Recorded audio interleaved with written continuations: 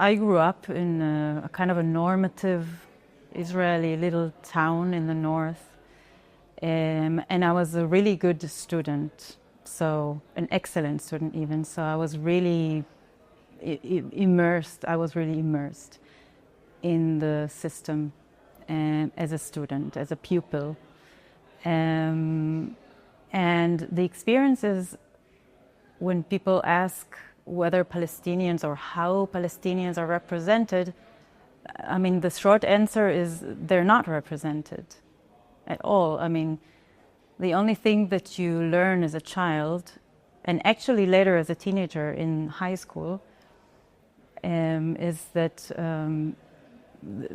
it's a lot about the Jewish history, which is also limited, and there are the Arabs.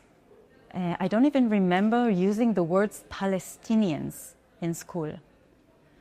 Arabs was there, and they're always some kind of in a context of being our enemies. So it's really as simplistic as that. So that coming out of that system, and of course I have to say that it's in parallel to what you hear from the media, so there's some kind, it's coherent in a way that Arabs are our enemy, and Arabic is a language of which I'm afraid. When I hear Arabic on the street, I feel uncomfortable because it's my enemy. They might hurt me. They want to kill us. They want to throw us all to the sea. And it implements itself in many ways. So there is this enemy that we have as the Jewish Israelis. And in parallel, there is our story as Israelis. And I remember that in every classroom, and I studied in different schools during my life, but there was something very common, and also I saw other schools outside of where I studied, but there was something by the state that the classroom, the way it's organized and designed, is very nationalist, actually.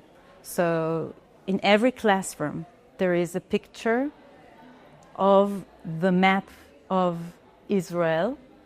I remember also as a kid looking at that map. It's a huge map. You always see it on the side of, next to where the teacher is standing, actually. It's always in front of you. And I didn't know much about the 67 green line and all kinds of things that are actually quite basic. But in the map, it was very, very mildly marked. So I always had thoughts about it. What is that line? But I didn't know, we didn't learn.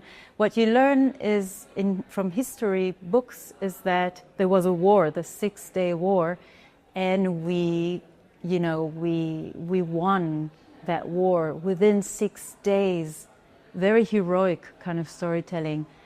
The Jewish Israelis against all Arab military just won, and then they don't say occupied, but then we took more of the land that belongs to the Jews.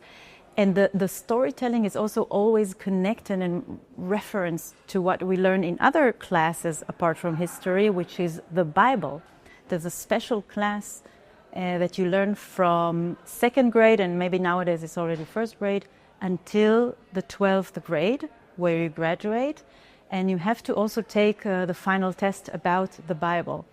So we learn really stories from the Bible. You cannot learn the whole book because it's really huge, but you learn a lot of major parts of it. You learn to analyze the texts and to learn the stories, and they teach it a little bit academically, so I could really learn, let's say, on the level of literature about that book, but it's always passed on to you, even if the teacher is not believing in the story of the Bible and understands it as a myth. It is very strongly the way you understand your identity. You are connected to that. That's our people. And you learn a lot about the enemies we used to have, thousands of years ago.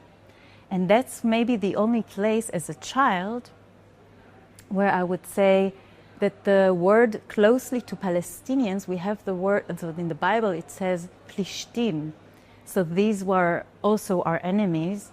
And then I think the connection that I would make as a kid, when I started hearing the word Palestinians, I connected it, the connotation was to these Plishtim from the Bible who were our enemies.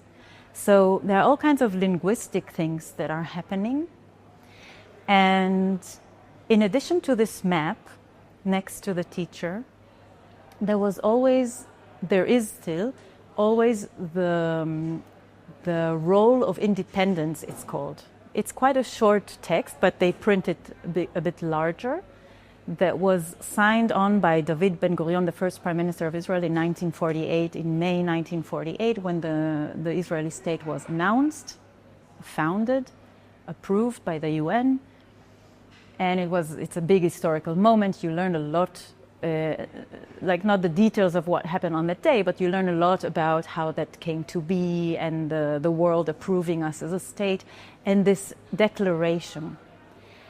And I think that's interesting because the declaration in itself, when one reads it, and you see it as a kid a lot, the text is in Hebrew and we can always refer to it and look at it, or the teacher can refer to it.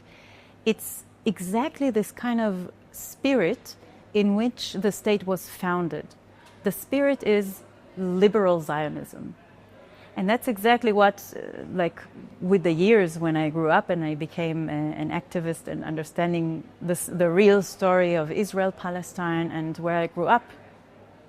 Nowadays, one of the main criticism I have as an adult is against this liberal Zionism because it has a lot of contradictions within it.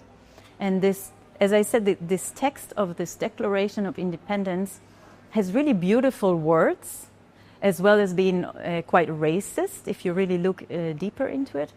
And it declares us as a democracy, regardless of, of the race or the gender. So it's supposed to look at the world, to show the world we are a democracy on top of everything.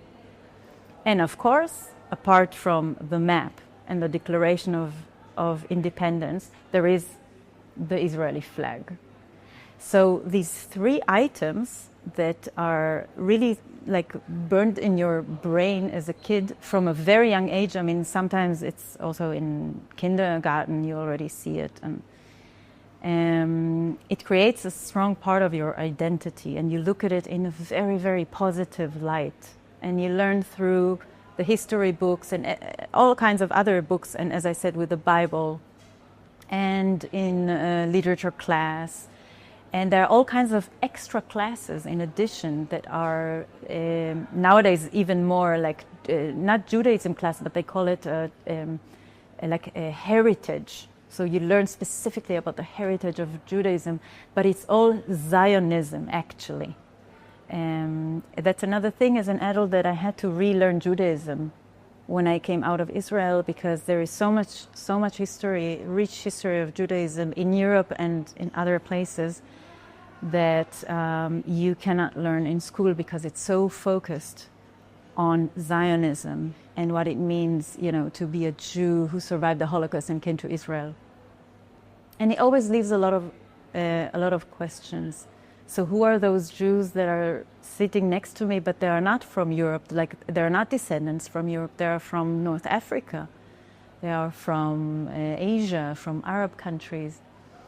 So I would say that as a child, I was exposed to all of this. It made sense to a certain extent.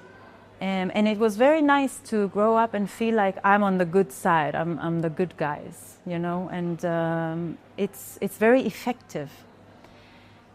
With the time, I saw that in high school, we were indoctrinated also towards the army. It starts from a relatively young age.